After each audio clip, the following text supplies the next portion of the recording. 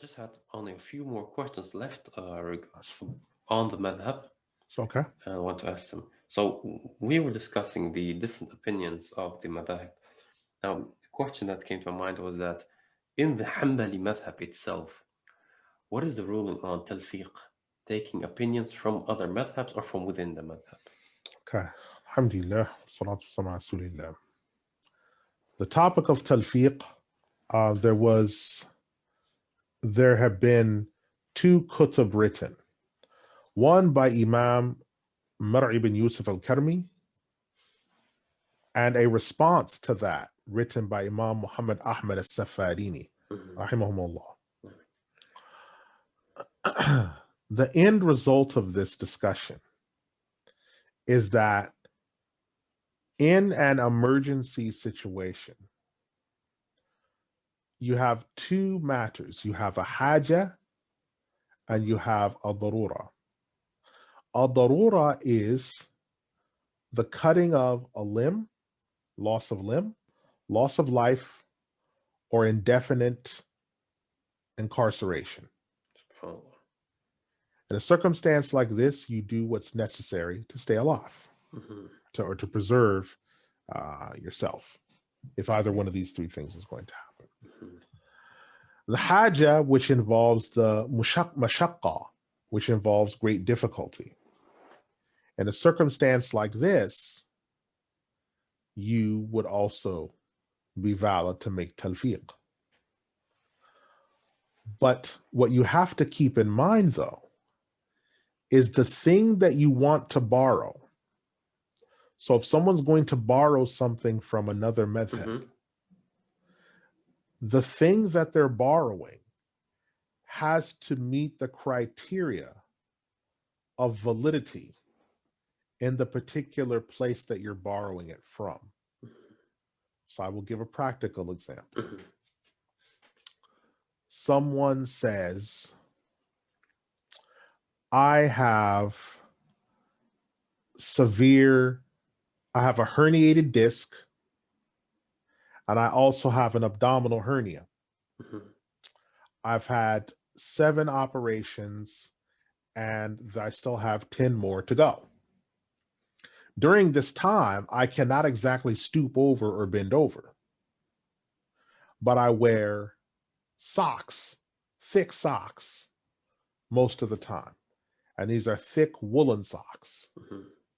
I'm wondering, to save myself physical pain of bending over and so on and so forth, I'm wondering if I can wipe over these. Now, the schools of Abu Hanifa, Malik ibn Anas, and Muhammad ibn Idris al-Shafi'i only allow wiping over the leather khufs. And the Hanafi say if they're going to be socks, they have to be waterproof. That's another discussion for another time. Hanabila are the only ones that allow this rule. Well, if you're a Hanafi and you're borrowing this ruling for a darura or a mashaqqa, it has to be the case that the borrowing that you're doing is in a dire circumstance, which is darura, or a mashaqqa, a difficulty that could lead to a darura. So now you want to borrow this. You want to wipe over them. So all the ahkam regarding the khuf and the madhab of Imam Ahmed regarding wiping over the sock, you have to adhere to those rulings. You have to make sure to adhere to them. Right. Your wudu, in terms of its fara'id and its wajibat, must meet the requirements of that stipulated in the Hanbali madhab.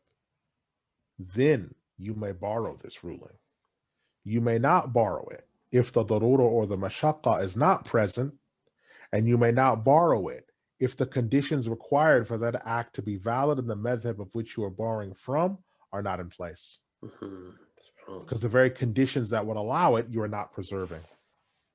So this is the condition regarding talfiq that we see from the conclusions drawn by Al-Karmi, Muhammad Ahmad al-Safarini, and teachers after that time.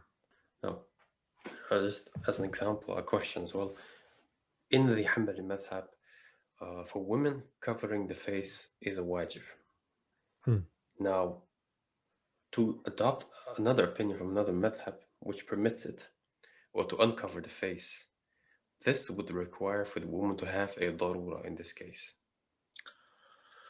Now, this brings us into a new area. Mm. There are two divisions of knowledge when we're talking ibadat. Mm-hmm. Okay. There are two divisions of knowledge. There are ibadat khasa. Ibadat khasa are tahara, salah, saum, zakah, and hajj. Mm-hmm. These acts must be concurrent and matching with one of the groups of the Sahaba, which in this case, call them madhabs. The only reason where one would borrow or do talfiq would be a darura or a mashaqqa. In the case of these five. Mm-hmm. Outside of these five is another branch of worship called mu'amalat. Mm-hmm. In a case like this, one may do talfiq as and when he so pleases. Yeah. Because these acts are not concurrent and they don't depend on one another. Mm-hmm. So in the case of ibadat khasa, tahara depends on salah and salah depends on tahara. Saum depends on the zakah and the zakah on the saum. These things, there's intermittent parts of the hajj that depend on one another. So talfiq between those is strictly forbidden unless there's an emergency or a mashaqqa. Mm-hmm. Right. In terms of mu'amalat, this is not the case. So whatever is outside of these five ibadat khasa is mu'amalat, where he or she does what is able to be discharged. Mm-hmm. And the clothing, which category does this fall? Well, buying, selling, eating, drinking, and clothing is obviously not under ibadat khasa. Right. Mm-hmm. It's under mu'amalat. Right, mashallah. The next question I had was actually regarding the complete madhab itself. So I want to ask you, do you see the Hanbali madhab as being possessing all of the main ulum, it being very comprehensive? For example, the ones who followed Hanbali Fiqh, they will also follow the same Imam in Creed, and then if they follow Hasan, this will also be a Hanbali scholar. So does the Hanbali madhab embed all of these main ulum? Okay. Alhamdulillah. There's 2 points to your question. Mm-hmm.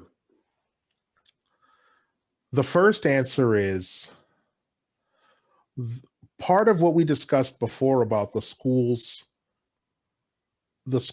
self-autonomy. Mm-hmm. Because of the school's self-autonomy and having things in-house, it was able to guarantee its own continuance because it didn't depend on a government or a structure. Right. So because of this, and also because this is an Ahl al-Hadith madhab, it produced hadith collections first before fiqh. The fiqh books without adillah came last. Right.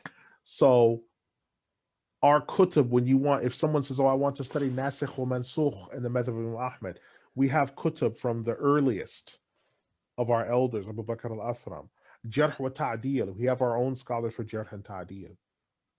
Hufaz of Hadith, Bukhari, Muslim, Abu Dawood, these are all from our school. Abu Bakr al-Athram, Abu Bakr al-Marudi. They've all produced Hadith collections. Right. We have our own methodology. Salih al-Shami, the Imam Salih ibn Ahmad al-Shami, rahimahullah, what he's doing in terms of simplifying the collections and things like that, he's doing it off the basis of what was done in Umdat al-Ahkam and al-Umdah by Muwaffaq al-Qudama and Abdul Ghani Abdul Wahid al-Maqdisi, rahimahullah. We have our own in-house, every science of the sciences of the religion, we have in-house. Everything we have in-house. Now, because of that, it makes it possible for someone to study everything in-house from usul to everything else. So it's because of this reason why, by not having outside influence or outside government impulse, that we've been able to do these things and we've been able to complete our tasks. And this is a strength of the school, and a strength I think that was brought about because of Durura, because of having to deal with the 72 sects and everything else and Ahl Bid'ah. This is correct. We've had to do this, right? I can mention, we have Ibn al-Jawzi as a mufassir, Ibn Adil as a mufassir, Mujiruddin al-Ulaymi as a mufassir, right? We have a wide body. Abdul Qadir al-Badran wrote a tafsir, right? We have a wide body of people. Ash-Shinqiti is Imam al-Jilani. Yes, Imam Al-Jilani wrote a tafsir, right? So these people wrote tafsir of Quran. So we have our own methodology, right, for tafsir, and the Sirah literature came out of Al-Basra. So Abdul Malik ibn Hisham, he came out of Al-Basra, one of our own. Yeah, subhanAllah. MashaAllah. So all of these people are coming out of this methodology where we have our own systemization, the creed books, the fiqh books, right, the ihsan books. All of these things are coming out of that methodology. Okay? The second part of your question is we say all this, but we also say all this to be careful, though, not to disparage the other madhahib. Certainly. Because one of the difficulties that sometimes happens is slaves of Allah subhanahu wa ta'ala follow their school, but they disparage the other ai-imma. Right. And this is not our way, because we have our preference, but our preference and our understanding of the completeness of the school, whether it's that of Imam Ahmad or Imam Shafi'i or whatever else, does not necessarily disparage the other schools. Yes. And we're mindful of this so that we don't do this. But if someone asked me, without me putting on my partisan hat, to explain one of the strengths of the Hanbali Madhhab, I would say because it was in-house. Right. I would say because everything's in-house, this is probably one of its greatest strengths, because so much of it is in-house, where we were able to examine all of the things that were going on. We were able to examine all of our own kutub. We were able to create our methodologies, the jarh wa ta'dil, all the other things that now that we take for granted that we need, we exemplified. Right. And the fact that we didn't go through the colonial era, I would say, are two of the strengths of the school because of its forcefulness and forthrightness. Right. So it's correct what you say. But I prefaced it by saying that this is not of any partisanship, because we don't want people to think, because years ago people had accused me of that where they said, oh, well, Abu Ja'far is a Hanbali extremist and won't accept any other scholars as walis or knowledgeable unless they conform to the Hanbali Madhhab. This is not true, because I have teachers that were not Hanbalis that I have respect for and high regard. I introduced a lot of people to Imam al-Bulti and knew about him before a lot of other people did. He is not of my madhhab, so I don't have that. I have my preferences, but I'm not so partisan so as to disparage others. Now, what I will not allow is for people to speak historical inaccuracies about the madhhab of Imam Ahmad. Right. That I will not allow. And if that looks like fanaticism or what have you, that's not my fault. You're ill prepared. You should not have discussed these matters in this fashion, because it wouldn't have put you in the circumstance that you're in. Because if you speak historically in historical inaccuracies on something that you don't know about, and you create an environment in which a certain section of the ummah's life may be in danger because you insinuate that they're kafirs or murtads, and that might excite the hearts of other people who mean well and want to reduce kufr or shirk or whatever else, and might want to fight you. When you attribute things like that to me, where it puts my life in danger, I have to make it clear, very, very clear, that I am not like some of the other imams of the past. When it comes to this issue, I'm more like Ibn Abdul Hadi, Ibn al-Mabrid. I'm more like him. If you make takfir on me, I will most likely make takfir on you. Do not do that. If you use violence, Ibn al-Mabrid used violence against the people that tried to make takfir and call Mujassim. He drew a sword. He shot arrows at them. I'm probably closer to that than I am to people who would forgive and show benevolence. I don't have that. And that might be a flaw. I don't know. But I'm probably closer to Ibn al-Mabrid than I am to Ibn al-Mabrid than I am to Ibn al-Jawzi, where I would show like hilm and like benevolence. I'm probably closer to Ibn al-Mabrid where I would show violence. So I understand when you accuse people of tashbih and tajsim that this is takfir language. Yes, absolutely. And you endanger the lives of people, as Al-Kawthari had endangered the lives of Abdul Qadir and Badran and Abdul Majid and Abdul Majid during times of jihad where the ummah actually needed to be focused on its goal, and this actually polluted the pool. Right. And this is why Muhammad ibn Abdul Aziz ibn Mani' was so harsh against him, because he wrote a series of ta'liqat that were very harsh, because he said he had no business doing those things. Allahu Akbar. Because it created a division between people to where now people hesitated about making jihad alongside of them against the French and the British, because they're worried about, if I make jihad alongside of them, does that mean I'm guilty of tashbih and tajsim? It created this problem, so it put a fissure in the jihad at that time, and this is despicable, and it's disgusting and obnoxious, because it puts these roadblocks in the way that shouldn't be in the way. One argument against the people who make these accusations of extremism of the madhab, one thing is also, if one is following his madhab and he sees that in a particular area that we are now, if there's no knowledge on the madhab out there, then if you have the knowledge, you have the responsibility to bring it out. This is correct. And people have to necessarily bring out this knowledge, delineate it, and break it down in a fashion to where people can digest it. It's not for the people who don't know about it. And part of the reason why I have more jagged edges than smooth is because years back, an institution on the West Coast that's now struggling for funds, and it may be that Allah subhanahu wa ta'ala brings it to ruin because of its disrespect of the school of Imam Ahmed. On their website, this was 2001, the early part of 2001 to 2003.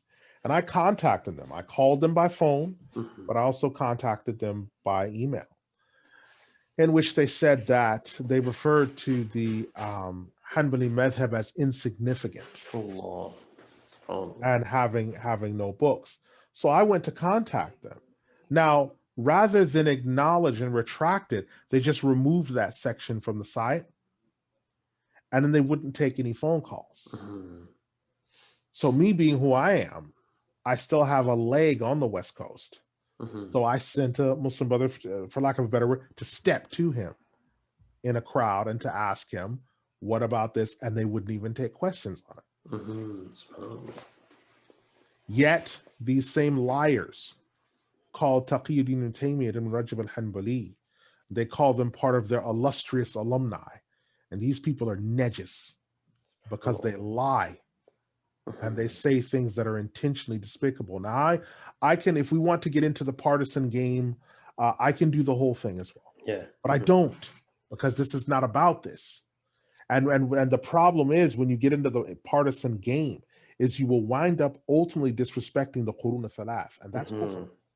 Right. Kufr. Because it's been said, the best generation is my generation, those who come next and those who come next. You wind up disrespecting the Qurun al-Thalath, that's kufr. So that's why I have more jagged edges than smooth. Yeah. I have nothing but contempt for these najasa people out here that started this stuff because things were quiet, because people were busy with their fiqh. That I didn't have any issue when I was on the West Coast. I never had any problems. Then these people arrived, and they started this fitan. And that was one of the things that came out of all the things you could say. Where would that come? Like, why would you say that? Like, where would all this, where's all this coming from? So it agitated myself and other like-minded Muslim brothers because of what was being said. Because when I hear that, I'm thinking of Imam Ahmad, the third age, and that's kufr.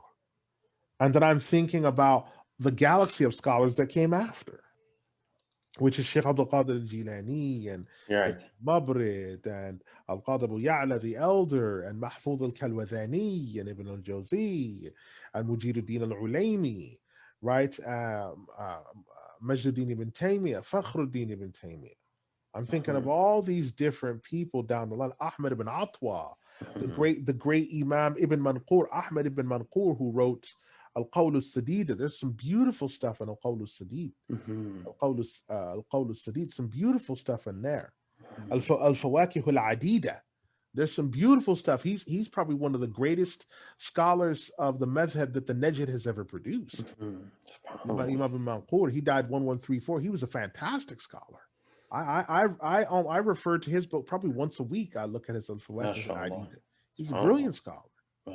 So that's what I'm thinking about when I hear that they're insignificant or mujassima or mushib. That's what I think when I hear that. So because of that, I developed some jagged edges. And so I had some clever quips for them when they said that. But the difference is their quips are untrue. Mine are real.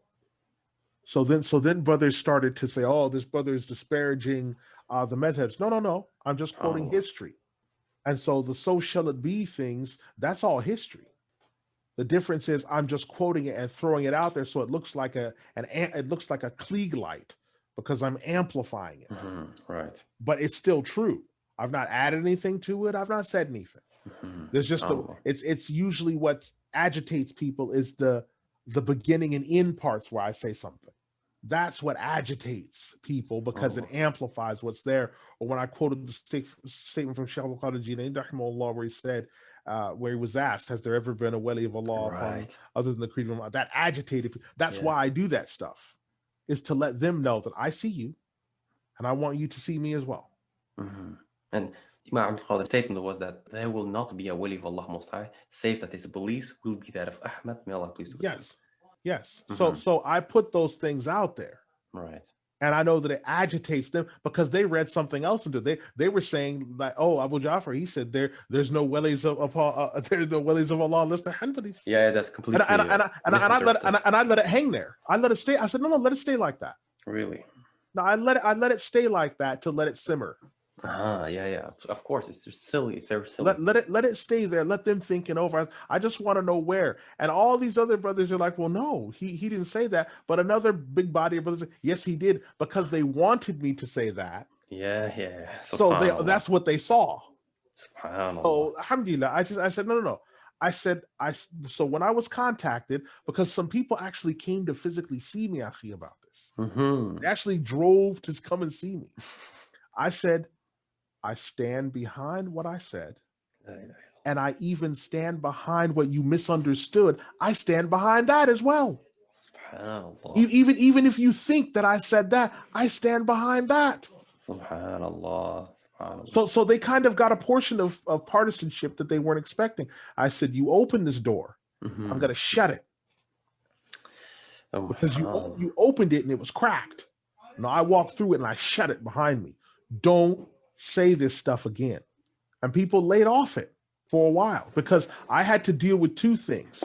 I had to deal with Salafiyah threatening to revenge rape me and saying that I was an Ash'ari and that I revealed my genitalia to my students every Friday. I had that rumor. Wow. I had people sending me when I had a P.O. box, people saying they were going to rape me.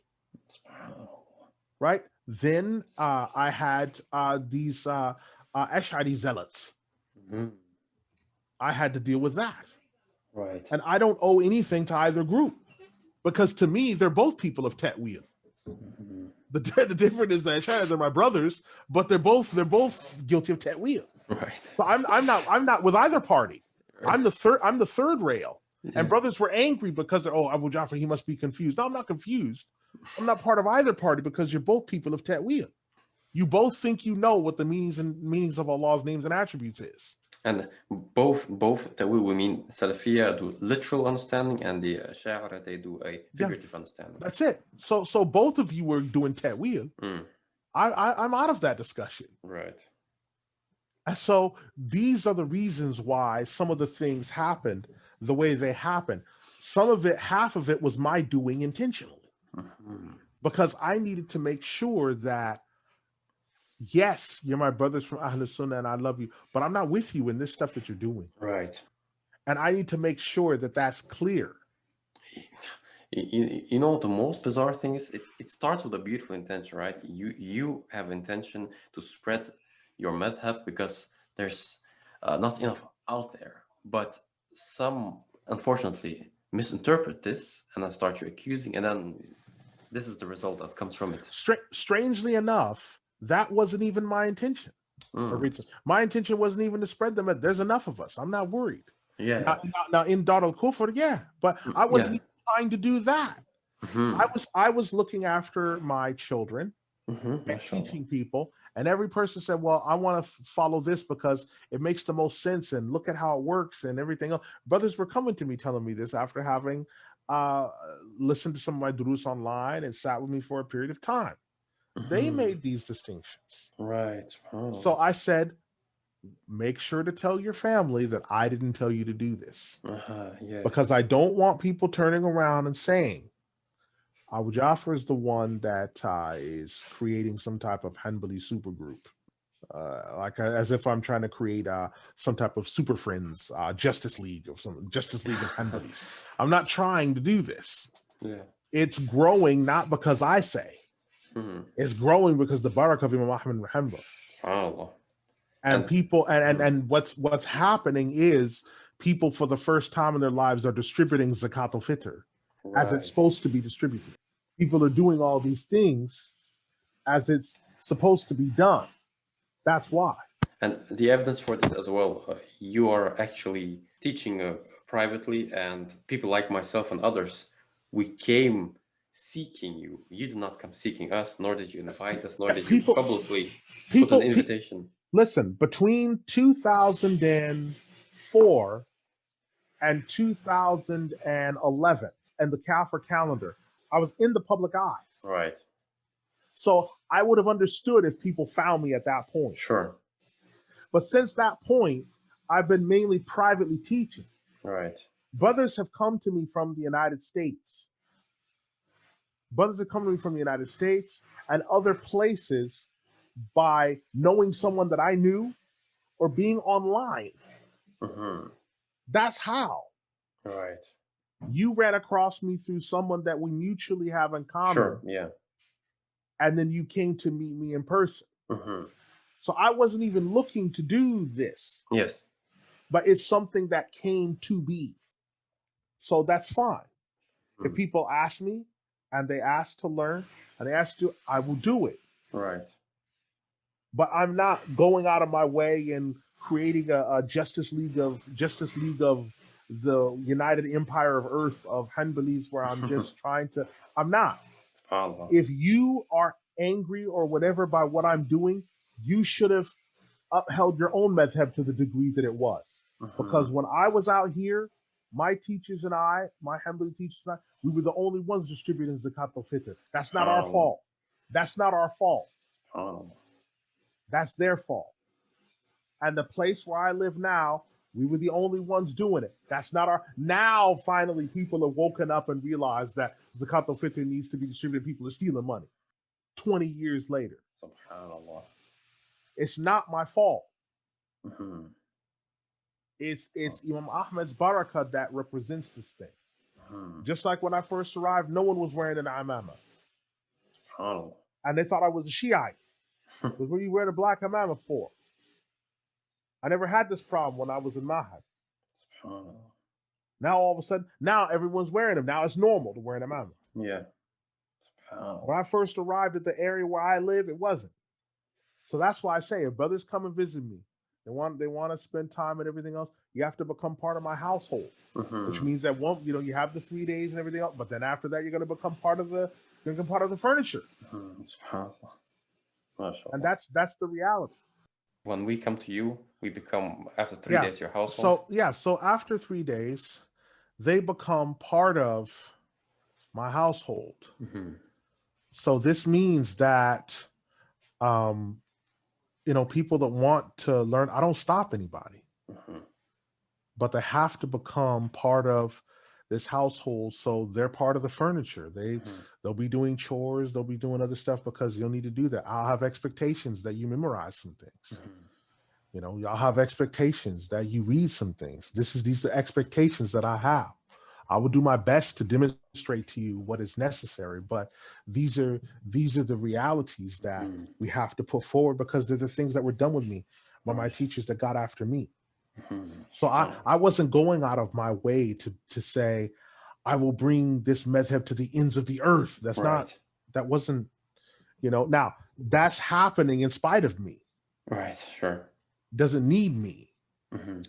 but that wasn't my intent. Mhm. But I was put in certain circumstances where people said things about the first 3 generations or SubhanAllah. the Qurun that were not true. Mhm. And then they said things about all these different elders that were not true. And then they say, well, I'm just asking innocent questions. It's not an innocent question to ask if 500 years or 900 years of a body of scholars are mushrikun or murtadun. Oh, Allah. that's not what I was asking. Yes, you were. Mhm. So then I have to give the definition of what is what mujassim and mushabbih and what that's understood to mean for the Mhm. elders. Right. So that way people understand that is what you're asking. Mhm. Right. So when I say, quote, is it true that your mother worshipped the Hindu goddess Ganesh? Mhm. Oh, why are you calling my mama mushrik? I never said that. See, Mhm. these are language games. Right. Right. Necessarily adoring and offering worship to Ganesh means that Mhm. you're guilty of ridda. This is foolishness. Mhm. But SubhanAllah. some of the people that say this, they don't even know the words that they're saying. And the thing about it is, the Rasul والسلام, said in a hadith in Imam Muslim that if you call someone a kafir and it's not true, it comes back to you, and this type of thing. They don't even think. Even if we take the statement of the scholars that it means that the charge for it is Right. that, and not necessarily the state that you become a kafir. Even we take that other position, who wants to take that chance though? Mhm. I mean, I Who's mean, who's mhm. flippant? Who's flippant enough All right. to be like, yeah, I'll take that chance. Mhm. Absolutely. I take the other opinion as just a charge. That's still a major sin and like really bad. Mhm. that's still SubhanAllah. that's still really bad. Yeah, SubhanAllah. I'll take the other ruling. Yeah, it doesn't matter if we take the other. It's bad all around. I mean, this thing I've heard from a particular contemporary scholar we know who lives in Jordan, who has made the accusation of tajsim against the Hanabila. Mhm. And one of his students, when I approached him, he said he did not make takfir, but he said they had tajsim. But subhanallah, well, this is already takfir. Yes, So this is a and bizarre and this thing. and this is why you have to always look at things in perspective. So I didn't go out of my way looking to tell people what they're going to do or what All they're right, going to believe. of course. I didn't go out of my way to do this. A lot of the events that happened around occurred organically Mm-hmm. with regards to teaching MashaAllah. people. I was asked to teach publicly, and I did teach publicly, but I was teaching tafsir and other things. Mm-hmm. But brothers asked about fiqh because they saw that was a blind spot. And Sure. I watched brothers, I didn't say anything to them. I watched them for 5-6 years try to study their own madhab only to be rebuffed, put Mm-hmm. off. They're trying to finish a book they couldn't, all these other things. No one would help them. No one would help them. That's true. Then they came to me and said, listen, this is what I'm trying to say. Listen, you go home, you tell your parents. Because I don't want them saying my son, something's happened to him. Mm-hmm. I don't want that.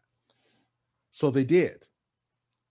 Then when they make that change, So now they're following the Hanbali method. Now everyone's like, what'd you do that for? We would have taught you. But they had 6-7 years. Yeah, exactly. Sometimes, listen, I sought out people who were from their madhhab for them and said, listen, this man, because I knew some of them were capable, but it was time constraints for those brothers that were teaching. There were time constraints.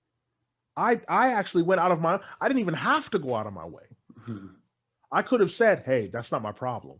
Right. I could have said that. I could have said, hey, whether you know it or not, I don't care. That's nothing to do with me. I could have said that. But I went out of my own way because how important, I don't care which of the four it is, but follow one of them and learn it to the best of your ability, to your earnestness, so you can carry out your obligations. So the way that things came about was quite organic, and it's led me to where I am today, for whatever the reason may be. MashaAllah. So these are the things that we have to bear in mind. Much of my responses are only because of trying to give things their right historical application. That's all it's been. I don't mind if people say, I prefer this way, or I prefer this way of studying the i'tiqad. I don't mind that. Right. But don't do one of three things. Number one, don't act like that's the only way.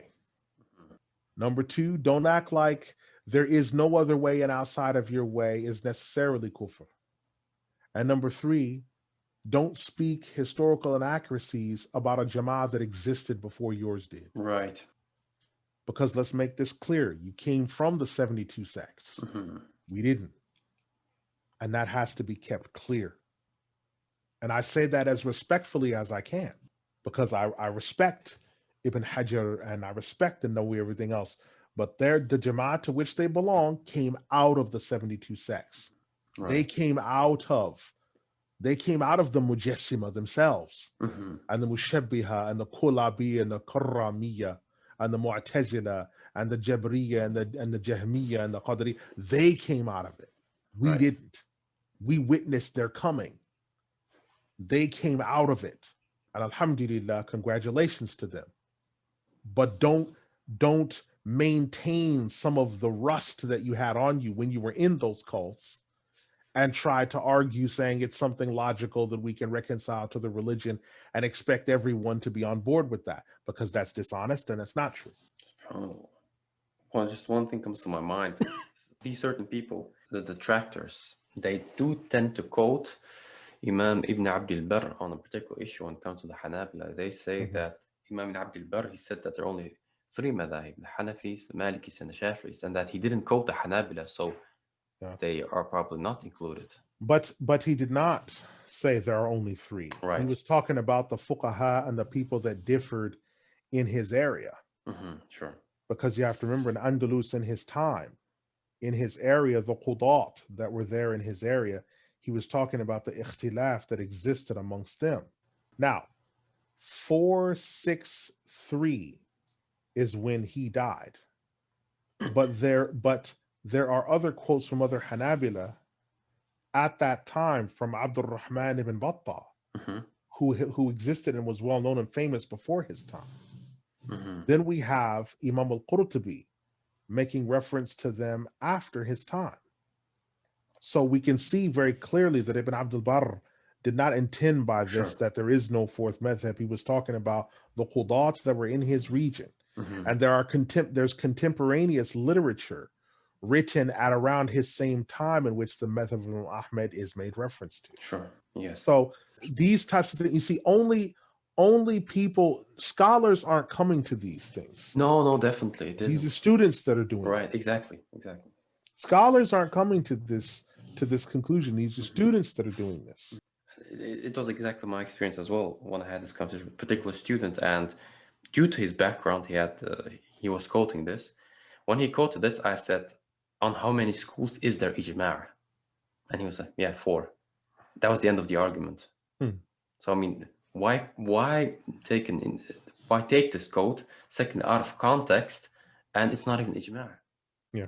It's just detracting, subhanAllah. Yeah. So these types of things you have to always be wary of, because people have a different agenda Right. and they have different ideas that they have. And in terms, when you see this, you have to recognize the error that's in people and understand they're doing this because that's what they have firm conviction of. But who gave them that conviction? Who gave them that conviction? SubhanAllah. Who told them to use their time doing that? Right. Yeah, and what I just mentioned, and this another thing was that they quote some do this, quote Imam At-Tabari saying that Al-Imam Ahmad ibn Hanbal, that he wasn't a faqih or a mujtahid, that he was a mere muhaddith. Now, this was also something taken out of context, I presume, right? Mhm. Um, there's the statement in Arabic. He did not say he was mujarrad muhaddith, that he was just a muhaddith. This is important. Secondly, the statement about Imam Ahmed, this came after a dispute that he had with Abu Bakr ibn Abi Dawood. Right. And Abu Bakr ibn Abi Dawood and him had a falling out on a matter because of something that had been said. And so after that, as a retaliation, he said this about Imam Ahmed. SubhanAllah, yeah. But what happened to Imam At-Tabari, where they said, oh, well, he had inkwells thrown at him and he had a fractured skull. Well, you can only expect something to happen to you if you disrespect the first 3 generations.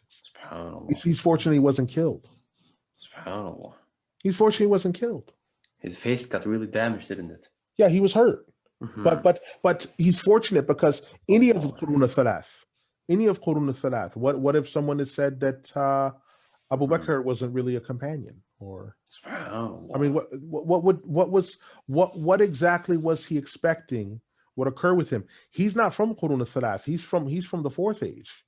What did he think people are going to do about a Qurun al-Thalath? I mean, would you expect them to just, oh, okay, yeah, whatever? No. There's obviously going to be a reaction. That's what he said it for, was to garner a reaction. SubhanAllah. Okay, mashallah. Now, I think, SubhanAllah, alhamdulillah, we have went through a lot of issues. We've covered much. And I think we've covered most of the main issues about the Hanbali Madhhab. And before closing, I want to ask you, do you have a final advice regarding the madhab or learning the fiqh in general? Okay. Alhamdulillah. Wassalatu wassalamu ala rasulillah. I would say that there are 5 things you want to do if you're talking about learning and the fiqh of the madhab. Number 1 is you have to ask, what are you trying to do? If you say, well, I'm trying to be a student of knowledge and to progress from there, then that means the efforts that you'll have to put in will be different to if you said, I'm just trying to discharge my obligations for myself and my family. Right. Whatever answer there is to that question, what you're trying to do regarding studying the fiqh, that will affect what your output is. The more you're trying to do, the greater your output will have to be. Number 2 is go about your business as a wise workman. A gardener, a workman in the garden, goes about his business wisely. All he's worried about is pulling out weeds and tending the garden. Don't let anything distract you from your mission. Number 3, understand who your authorities are. Who the authorities are in every age and the authorities in this age. If you stay in congruence with them, you will not go astray from the path. Number 4, know what the authoritative kutub are and the curriculums that are taught in different Inshallah. places, SubhanAllah. because this will help you. Well, how will I know which curriculums? Well, because we have biographies of these scholars and it mentions the curriculums that they follow. So there you go, right there. That will tell you something and SubhanAllah. give you a lot of insight. Number 5, manage your time in a way in which a portion of your day is spent memorizing points of fiqh that you need to know for your obligatory knowledge. Then there should be a review portion, a portion of the day where you're reviewing your knowledge. And then a portion of your day in which you might be researching points that you know you need to know. You should have this, even if it's only one masala or one point, there should be a portion of that so that you're carrying out your obligations. Those 5 things will give you the best start and advance in the fiqh. It will give you something as a goal to look forward to, and it will keep you on track in times where you might see other people around you go off track. Because while you're studying fiqh, there might be other people around you who are engaged in debate. All types of debate, time wasting, argumentation.